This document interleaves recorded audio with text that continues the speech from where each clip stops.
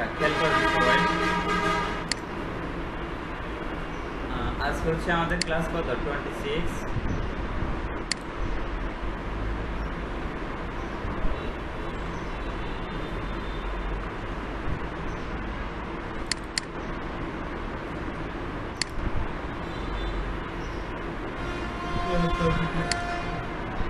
সবাই খেয়াল করেন,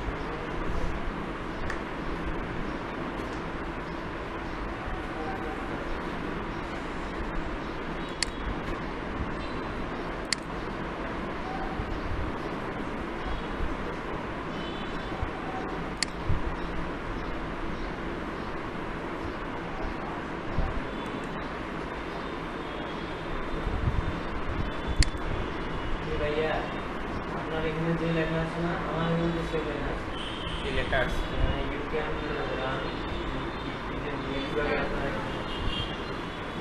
এটা বলে হ্যাঁ 100% পর্যন্ত হয়, অনেকটু বন্ধ থাকে, বন্ধ থাকার পরে আবার চালু হয়, আর নইলে কিছুক্ষণ আমারটাও ডাক্তার কাছে নিতে হবে।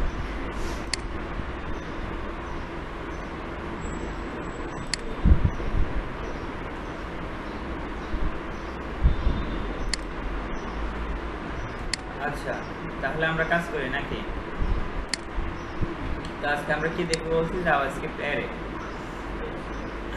তো প্রথমে আমরা W3 স্কুলে একটু ভিজিট করি। আচ্ছা অ্যারে নাম শুনছেন আগে আজওয়ার?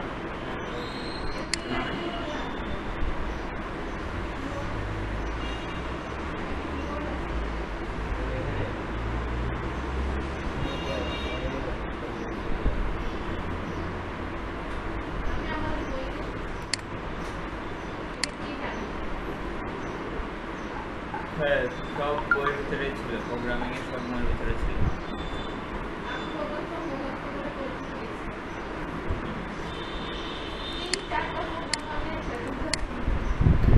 তিন চারটা তো অনেক কম, আরো বেশি প্রোগ্রাম ছিল। এখানে তো আমরা কয়েকটা প্রোগ্রাম দেখে গেছি, দুইটি সংখ্যার ভিতরে বড় সংখ্যা, তিনটি সংখ্যার ভিতরে বড় সংখ্যা। তারপর হচ্ছে একটা ছিল না যে সুইচ স্টেটমেন্ট ব্যবহার করে প্রোগ্রাম, আমরা তো তিনটা প্রোগ্রাম এখানে দেখে ফেলছি। আর এই প্রোগ্রাম কিন্তু কাছে সুইচেরটা আসে, তিনটি সংখ্যার ভিতরে বড় সংখ্যা এটা আসে, ওইগুলো কিন্তু মোস্ট ইম্পর্টেন্ট।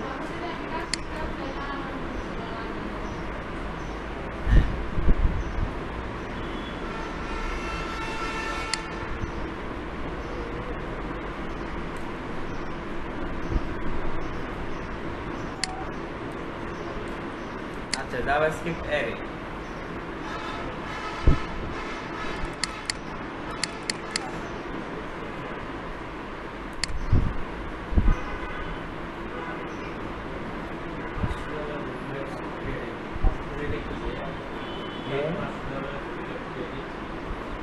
এটা অ্যাড আসছে।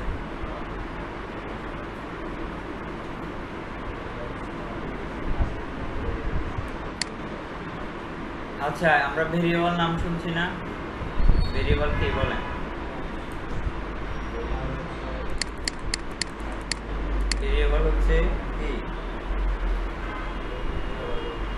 ভেরিয়েবলকে আমরা একটা পাত্রের মতো বলতে পারি, যেখানে আমরা যে কোনো ভ্যালু জমা রাখতে পারি। কিন্তু আমরা যখন কোনো একটা ভেরিয়েবল ক্রিয়েট করি, যেমন বার ইকুয়াল টু 10, হ্যাঁ আমরা কিন্তু এই ভেরিয়েবলের ভিতরে সেটা একটা মানে আমরা রাখতে পারতেছি। হ্যাঁ, এটা হচ্ছে ভেরিয়েবল নেম, এটা হচ্ছে কিওয়ার্ড, আর এটা হচ্ছে ভেরিয়েবল ভ্যালু। বুঝতে পারছেন? তো এই পুরোটা হচ্ছে একটা ভেরিয়েবল, আর এটার ভিতরে শুধু আমরা একটা মানে রাখতে পারতেছি। বুঝতে পারছেন? অ্যারে এখন বলেন যে অ্যারে কি? an array is a special variable which can hold more than one value. বুঝতে পারছেন? তো এখানে দেখেন এটা হচ্ছে একটা অ্যারে, আর অ্যারের ভিতরে এখানে অনেকগুলো মান আছে। সাব, বলবো, বিএমডব্লিউ। বুঝতে পারছেন? এগুলো হচ্ছে কার কোম্পানির নাম আর কি। বুঝতে পারছেন কিনা? এখন এই অ্যারে নামে এই ভেরিয়েবলের ভিতরে 3টা মান আছে। বুঝতে পারছেন? আমরা চাইলে যে কোনোটা ইউজ করতে পারবো। আচ্ছা দেখি, তো এখন আমরা যদি এটা এখানে পেস্ট করে দিই, এখন এটা চাইলে আমরা চেঞ্জ করতে পারবো, এটা তো আমরা জানি নাকি। কনসেপ্ট পরিবর্তে লেটও দিতে পারবো। তো let cards is equal to, এখন কার্ডস নামে যে অ্যারেটা আছে এই অ্যারের ভিতরে 3টা মান আছে নাকি। হ্যাঁ হ্যাঁ, এখানে হচ্ছে, আচ্ছা এটা আমরা পরে আসবো কিভাবে আসলে অ্যারেটা ডিক্লেয়ার করতে হয়। এখন আমরা এগুলো আউটপুট হিসেবে দেখব। বুঝতে পারছেন? তো শুরুতে আমরা জেডটাকে আউটপুট হিসেবে প্রিন্ট করি। ডকুমেন্ট ডট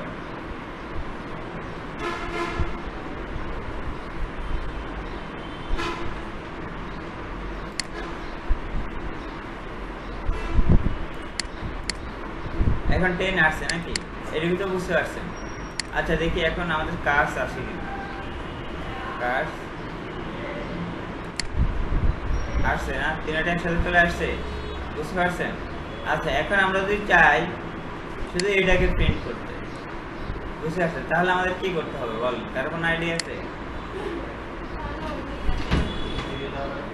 হ্যাঁ হ্যাঁ,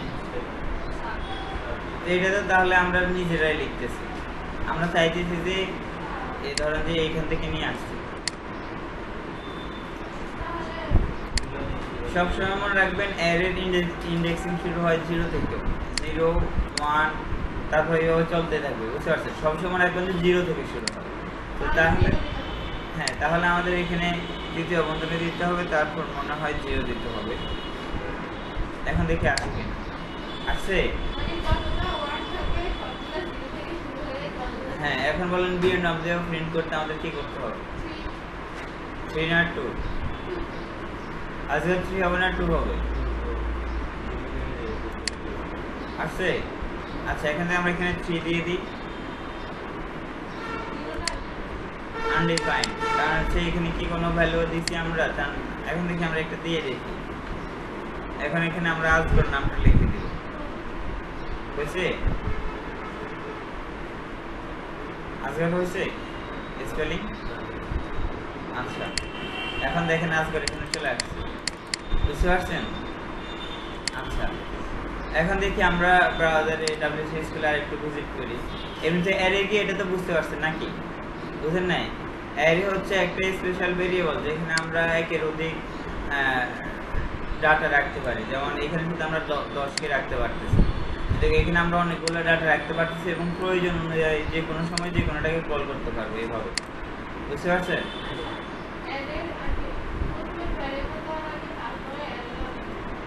এটা আমরা না দিলেও চলবে। হ্যাঁ, এভাবে আসলে একটা এরিকে ডিক্লেয়ার করা হয়। তো আমরা চাইলে আরেক রকম আছে, এভাবে আমরা ডিক্লেয়ার করতে পারি। আর অ্যারে আসলে এটা হচ্ছে ধরেন যে অ্যারে চেনার মূল কিভাবে চিনবেন, অ্যারে চিনতে হলে দেখবেন যে তৃতীয় বন্ধনী আছে। হ্যাঁ বুঝতে পারছেন?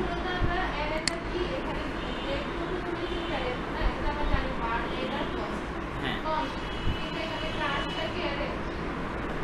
আমরা যেরকম একটা ভেরিয়েবল ক্রিয়েট করার সময় ধরেন যে কি দিতাম, কোন কিওয়ার্ড দিতাম, বার, লেট, কনস্ট নাকি। অ্যারে ডিক্লেয়ার ক্রিয়েট করার সময় আমাদের এই 3টের ভিতরে যেকোনো একটা দিতে হবে। বুঝতে পারছেন? আর এটা হচ্ছে আমাদের যেরকম ভেরিয়েবল নাম থাকে, এটা হচ্ছে অ্যারে নেম। হ্যাঁ, এটা আমরা যে কোনো কিছু দিতে হবে। এখানে যেমন ধরেন যে আপনি আপনার নাম লিখে দিয়েছেন, আপনার নামের স্পেলিং বলুন, A Y E A SMIN হয়েছে? এখন কি আউটপুট আসবে কিছু বলেন? কেন আসে না? হ্যাঁ, এখানে আপনার নামটা লিখতে হবে। এখন আসছে? হ্যাঁ। আচ্ছা, আমরা কারই রাখি নাকি?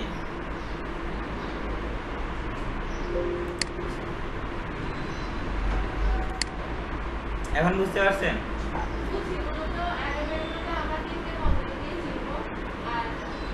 বাকিটা সেম, আর মূলত অ্যারেতে হচ্ছে আমরা একের অধিক ডাটাকে এভাবে স্টোর করতে পারবো। আমরা চাইলে সবগুলো ডাটাকে একসাথে প্রিন্ট আউট করতে পারবো, চাইলে যে কোনো একটাকে প্রিন্ট আউট করতে পারবো স্পেসিফিক। বুঝতে পারছেন? আচ্ছা, এখন আমরা একটু জানি। যেমন ধরেন এখানে দেখেন হোয়াই ইউজার, এখানে 3টা ভেরিয়েবল দিচ্ছে নাকি? তো আমরা এখানে কয়টা ভেরিয়েবল ক্রিয়েট করছি? একটা ভেরিয়েবল ক্রিয়েট করছি। আর এখানে কয়টা? 3টা। বুঝতে পারছেন পার্থক্যটা কোথায়? বুঝতে পারছেন? আচ্ছা, একটু নিচে স্ক্রল করেন। এই দেখেন, creating an array using an array literally is the easiest way to create a JavaScript array। মানে হচ্ছে JavaScript array তৈরি করা আসলে অনেক সহজ। বুঝতে পারছেন? যেমন আমাদের এখানে কি দিতে হবে? const bar অথবা let যে কোনো একটা কিওয়ার্ড দিতে হবে। এরপর হচ্ছে array name, যেটা আমরা একটু আগে দেখছি। এরপর ইকুয়াল চিহ্ন, তারপর হচ্ছে তৃতীয় বন্ধনী অবশ্যই দিতে হবে। বুঝতে পারছেন? তৃতীয় বন্ধনী অবশ্যই দিয়ে যেমন আমরা এটা কাট করে আমরা একটা array ক্রিয়েট করি। যেমন আমরা এখানে দিতে পারি বার, এখানে দিতে পারি যে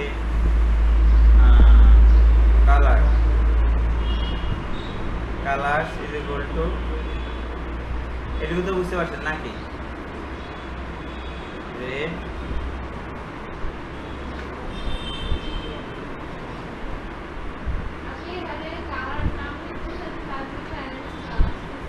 হ্যাঁ, আমাদের ধরেন যে এখন আমরা এখানে কালার লিখতেছি নাকি? এখন আমরা এখানে তো ধরেন যে কি লেখা যায় না, এটা ধরেন যে আপনি যেহেতু কালারে লিখতেছেন, তো ধরেন সংযোগ বসে রেখে, যেমন এটার সাথে এটা ম্যাচ করবেন। আপনি এখানে লিখবেন যে ধরেন যে আপনার এজ লিখবেন না, ধরেন যে আপনার এজ লিখবেন 20, কিন্তু এখানে লিখলেন হচ্ছে ইউর নেম। হইছে? হ্যাঁ, এটার সাথে মিল রেখে করতে হবে। বুঝতে পারছেন? এটাই হচ্ছে কোডিং এর সৌন্দর্য।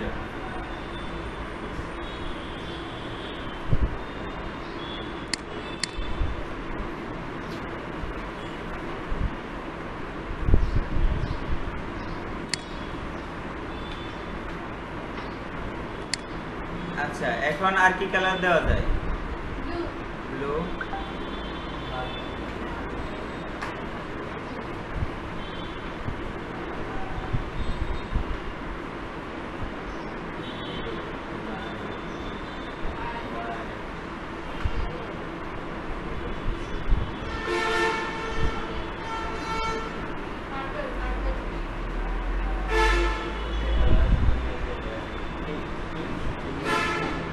পার্পল স্পেলিং বলেন। PURPEL হইছে?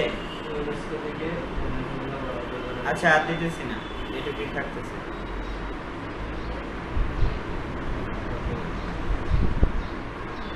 সেভ করলাম। এখন যদি ব্রাউজার লিখে কিছু কি আসবে?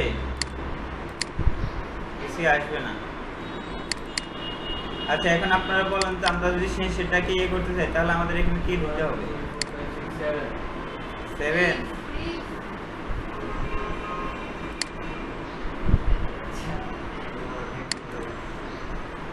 এখন বুঝতে পারছেন আসলে একটা অ্যারেকে কিভাবে ক্রিয়েট করতে হবে, এবং আমরা চাইলে সবগুলোকে একসাথে এইভাবে আউটপুট দেখতে পারি। বুঝতে পারছেন? হ্যাঁ, আর আমরা আচ্ছা দেখি আমরা এইভাবে দেখতে পারি কিনা। কন্টিনিউ করতেছি, তারপর হচ্ছে কালার।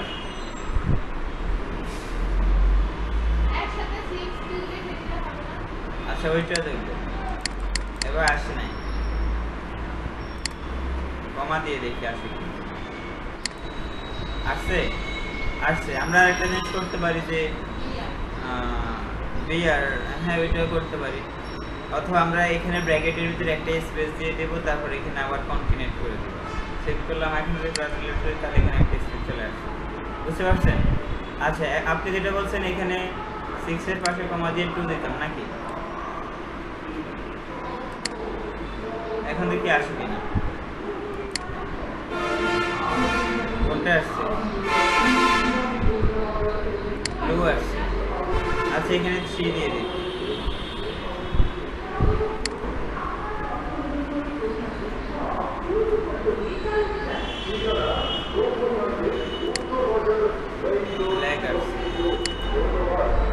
আচ্ছা, এটা আমরা না করি, এভাবে আমরা বুঝতেছি না। আমরা যদি কোনো সময় দুইটা আউটপুট দেখতে চাই তাহলে আমরা এইভাবে করব।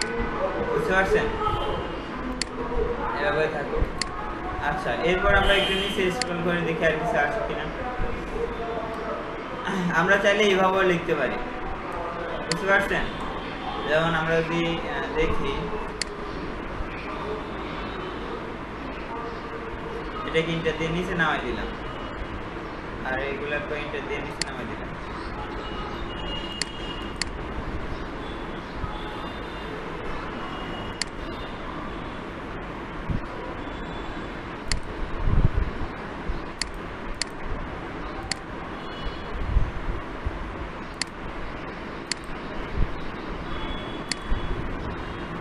বুঝতে পারছেন?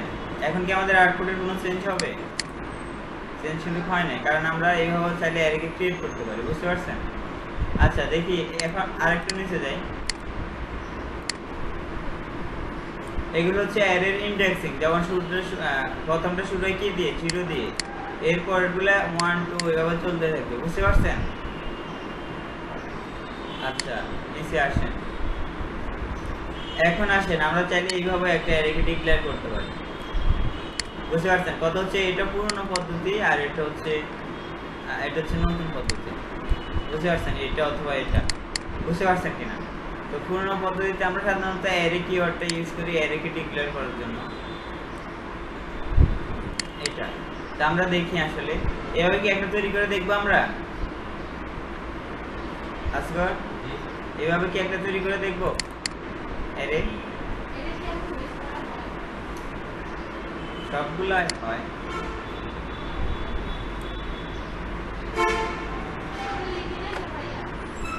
লিখেন নাই? আচ্ছা, এটা লিখে না। আচ্ছা, এটাকে আমরা কমেন্ট আউট করব।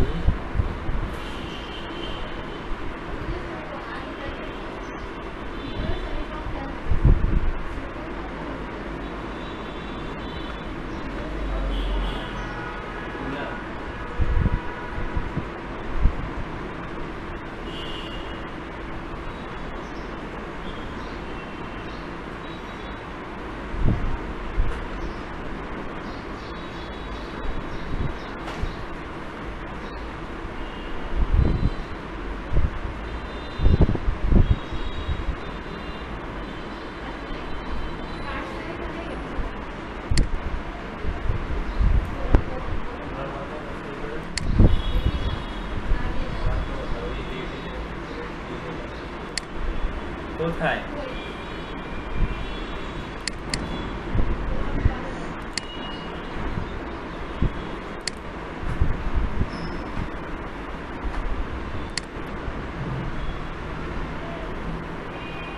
আচ্ছা, এখানে কোনটা প্রিন্ট হওয়ার কথা বলেন তো?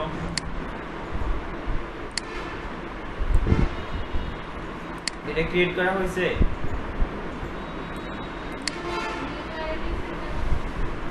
এটা হচ্ছে আমরা এভাবে লিখতে পারি। তবে যদি আমরা নিউ অ্যারেটা বলে দিই তাহলে আমাদের প্রথম বন্ধনী দিতে হবে। বুঝতে পারছেন? আর যদি আমরা অ্যারেটা না বলে দিই তাহলে আমাদের তৃতীয় বন্ধনী দিতে হবে। বুঝতে পারছেন? এটা এইভাবে আমরা আসলে একটা অ্যারে ক্রিয়েট করতে পারি। বুঝতে পারছেন কি? আমরা দুইভাবে করতে পারি। এটা হচ্ছে পুরনো পদ্ধতি, আর ওটা হচ্ছে বর্তমান পদ্ধতি। এখন বলেন এটা হয়েছে কিনা আমাদের এখানে?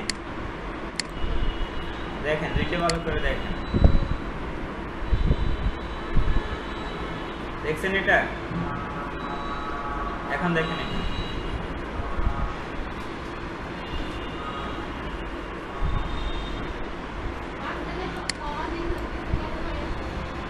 তো মাঝখানে তো এগুলো আলাদা আলাদা না, এটা আলাদা এটা আলাদা, এই জন্য কমা দেখতে হবে। হ্যাঁ বুঝতে পারছেন? এটা কি হয়েছে? আজকের হয়েছে?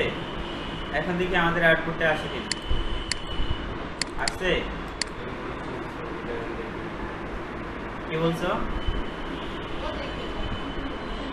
এখানে দেখো নাই নাকি? আচ্ছা এখানে যে রুলটা হয়েছে, এখানে অ্যারেটা দেখেন, বুঝতে পারছেন? এখন হয়েছে কালার আসছে আজল নাকি? কালার আসছে, কালার আসছে নাকি? কালার আসলে হয়ে গেছে না? এখন আসছে? আচ্ছা তো বুঝতে পারছেন আসলে কিভাবে অ্যারেটা ডিক্লেয়ার করতে হয়, আর অ্যারেকে আমরা কিভাবে একটা একটা করে আউটপুট দেখতে পারি অথবা সবগুলোকে একসাথে দেখতে পারি।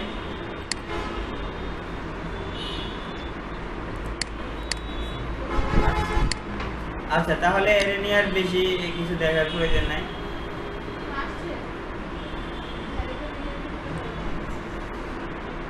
অ্যারে নিয়ে আসলে আর বেশি কিছু দেখার দরকার নাই। আচ্ছা এটা করে নেন, তারপর হচ্ছে আমরা ফাংশনে যাব।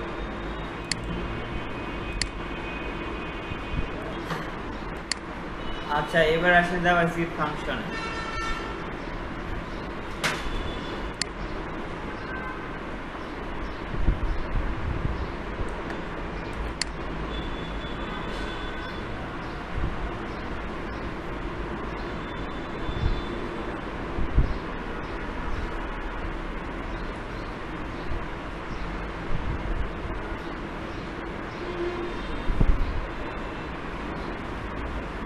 আচ্ছা ফাংশন শব্দের অর্থ কি বলেন তো? হ্যাঁ একটু জোরে বলেন।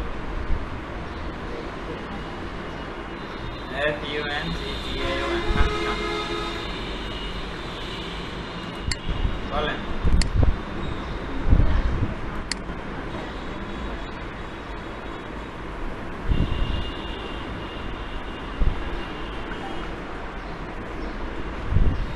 ফাংশন হচ্ছে কি কোন একটা কাজ, বুঝতে পারছেন? ফাংশন হচ্ছে কোন একটা কাজ, যে কোনো কিছু হইতে পারে। প্রোগ্রামিং, আমরা প্রোগ্রামিং করার সময় আমরা যে কাজগুলো করব তা ফাংশন, এক একটা যে কাজগুলো করি তা হচ্ছে এক একটা ফাংশন, বুঝতে পারছেন? তো জাভাস্ক্রিপ্টে আসলে আমাদের দুই ধরনের ফাংশন আছে, যেটা আমরা গত ক্লাসে বলছিলাম। একটা হচ্ছে কি ইউজার ডিফাইন ফাংশন,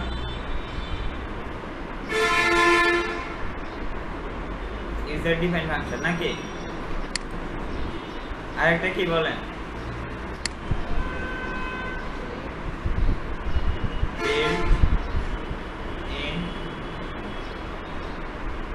ফাংশন, বুঝতে পারছেন?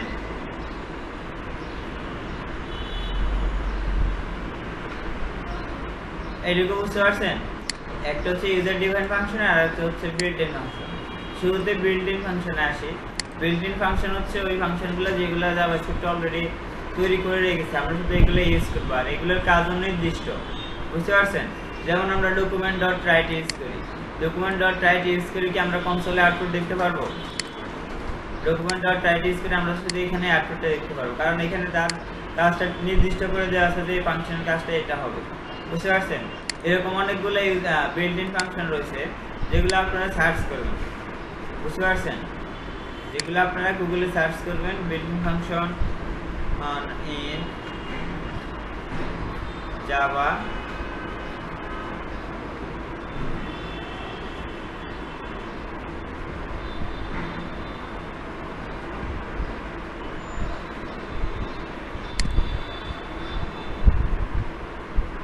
আচ্ছা শুধু এটাই লিখতেছি।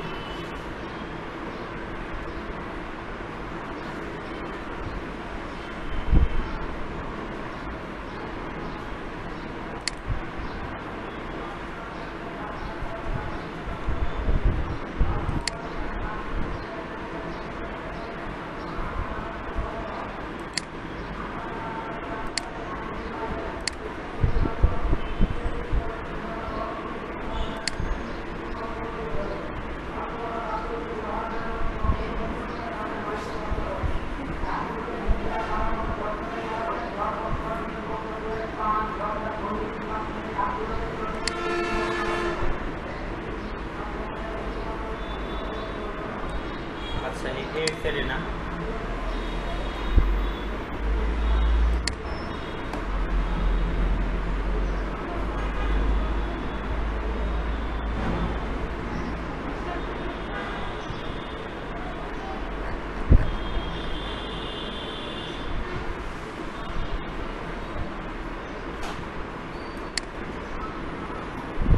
এই দেখেন এইগুলো হচ্ছে এক একটা বিল্ট-ইন ফাংশন। আপনাদের কাজ হচ্ছে বাসে গিয়ে দেখবেন যে কোনটার কাজ কি, বুঝতে পারছেন? স্লাইস, তারপর হচ্ছে সাব স্ট্রিং, সাব এসটিআর, আর to lower case, to upper case, to string. হ্যাঁ, এগুলো আপনারা সার্চ করে করে দেখবেন যে আসলে কোনটার কাজ কি, বুঝতে পারছেন? তো এগুলা আপনাদের প্রোগ্রামিং করার সময় লাগবে, বুঝতে পারছেন? তো এগুলো হচ্ছে আপনাদের কাজ। আপনারা হচ্ছে যে বিল্ট ইন ফাংশনগুলো আছে এগুলা সার্চ করবেন, সার্চ করে করে অথবা সার্চ করতে পারেন যে most use built in function, বুঝতে পারছেন? তাহলে যেগুলো সব থেকে বেশি ইউজ করা হয় এগুলো আপনাদের সামনে চলে আসবে, আর এগুলোর কাজটা কি কি আপনারা এগুলো একটা একটা করে দেখবেন, বুঝতে পারছেন? সামনের ক্লাসে যখন আসবেন তখন আমি এগুলো জিজ্ঞেস করব, বুঝতে পারছেন কিনা? আচ্ছা, বুঝতে পারছো? এখন আসেন user define function. User define function হচ্ছে যে ফাংশন যেগুলো আমরা নিজেরা তৈরি করি, বুঝতে পারছেন? তো ইউজার ডিফাইন ফাংশনটা আমরা দেখি আমাদের ডব্লিউসি স্কুলে আসে কিনা। এখন एग्जांपल এই দেখেন, এটা হচ্ছে একটা ইউজার ডিফাইন ফাংশন। কারেন্ট চলে গেছে না?